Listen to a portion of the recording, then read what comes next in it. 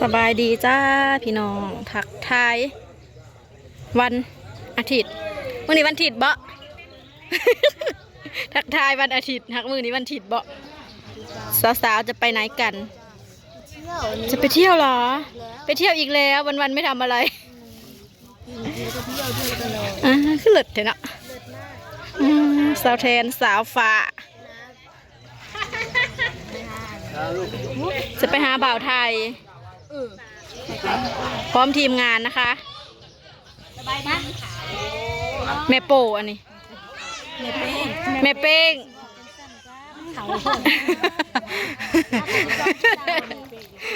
พร้อมทีมงานพี่น้องมื้อนี้เฮาสิขามฝั่ง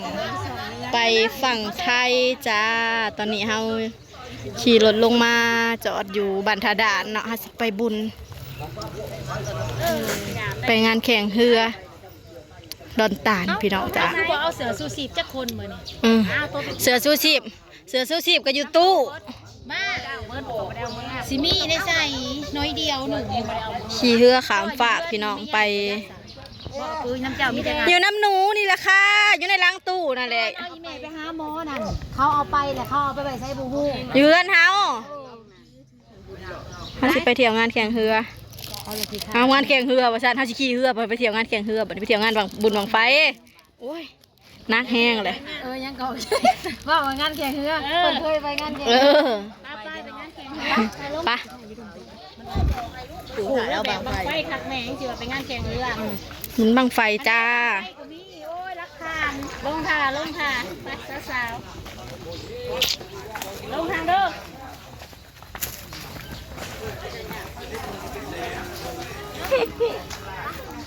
พ่อใหญ่เตี้ยได้ยังเราพ่อใหญ่เที่ยวบ่ฝากพ่อใหญ่เราบอกเลี้ยวหลังเนาะไอ้เตี้ยกับไปอ้ายเนาะพ่อใหญ่เตี้ยอ้ายสิตายวะสาวเทเราสิไปขายมันแก้วขายมันเฮาไปขายถั่วโพดเนาะไปขายมันชาจิ๋วสิไปขายถั่วแม่ค่ะถั่วบ่ได้ต้มเด้อถั่วแห้ง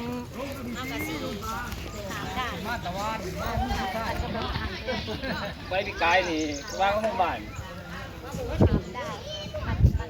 ผมเขาเจ้าได้หอดบังไฟไปจูดพี่น้องเอ้ย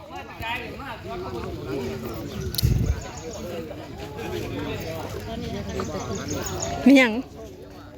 งานเฮาต้องเรือลำหนึ่งเด้ลำนี่น่ะอายอันนี้น่ะลำยังไง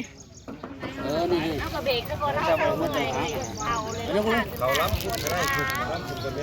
นั่นบอกนั่นก็แม่น่ะโอ้ลำนั่นเป็นตาอันบ่เป็นตาสิลงง่ายตัวน่ะแบ่ง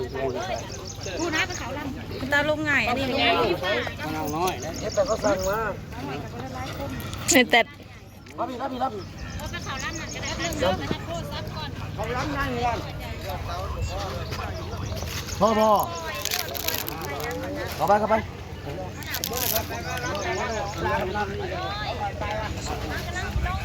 โอ้อะไรคุณนายบนนั่งอยู่ฮะโอ้ยหมวกไรนั่งเฉลยหวานโน้มพุ่นเอาพุ่นนั่นของเรือบนนั่งด่าอยู่หันมาโอ้ยได้เลยเนาะเป็นพลาดหดเชื่อผลิกนั่งตั้งตรงนี้กันน้ำผมมีได้จุ๊บขันสองคนเลยมาไปชิมานำนั่งขันสองคนเลยไปพัดจุ๊บโอ้กินคอพอดีต่อเลยร้อยนึงคนละร้อยทำคุณ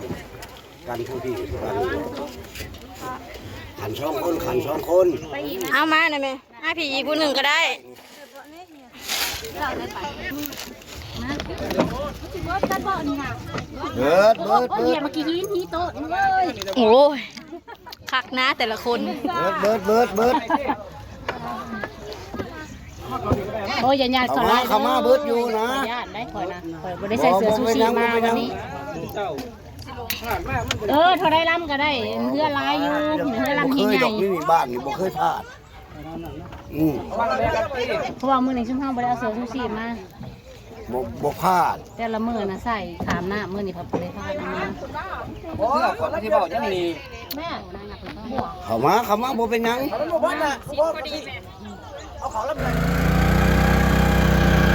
กระเจิญมึงเสียนะตอนไปเยี่ยมแม่แก้วนะไปมือได้กระล้ม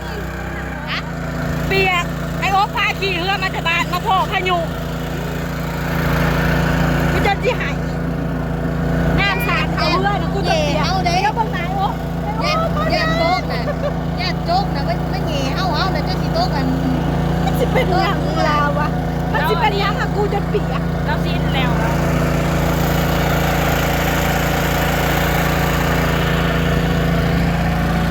ยอดแซงดำทาสีเนี่ยเอาขนาดดำกล้องดำก็เอาต้องไปอยู่มันบอกเอาขนาดดำจะมาถ่ายกันเนี่ยเขาจิ้มตามันยอดแซงจ้าเกิดเป็นมือเป็นวันมีแต่หรอก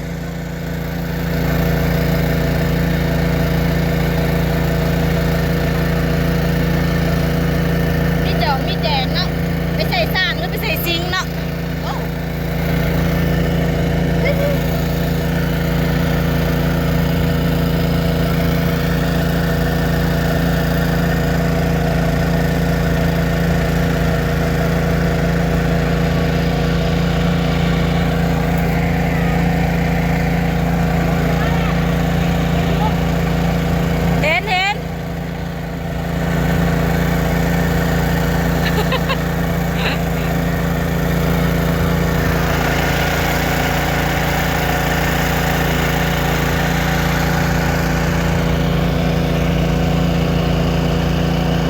เห็นเป็นงานปกติเปิดให้พี่น้องบ้านไก่เอื้อนเคียงไปเที่ยวพี่น้องเลยงานสุดท้ายเลยเนาะงานสุดท้ายถ่ายสุดแล้วเด้อจ้าสำหรับประเพณีงานบุญบั้งไฟพี่น้อง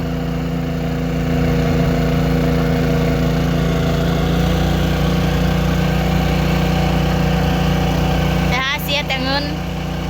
ค่าขามค่าเรือกระแพง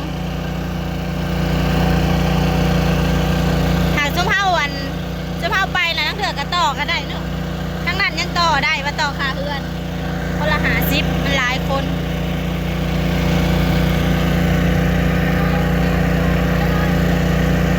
มืดมากมืดมันย้อนแสง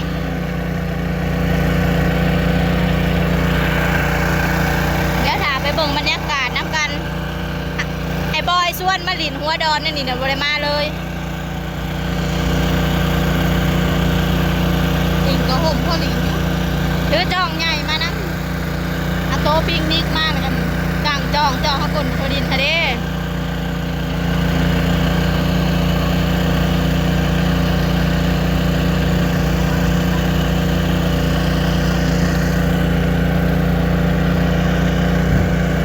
ตอนนี้เขาก็มาหอดกลางคลอง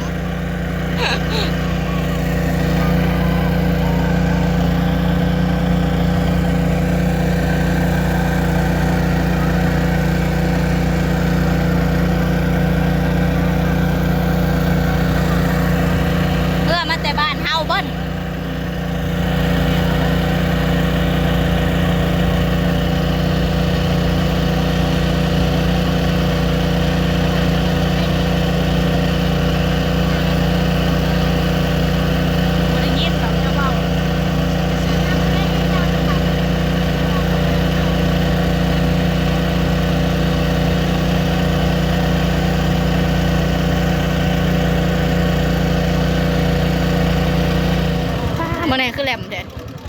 หอดแล้วโอ้ยถึงแล้วค่ะพี่น้องป้องปลายบ่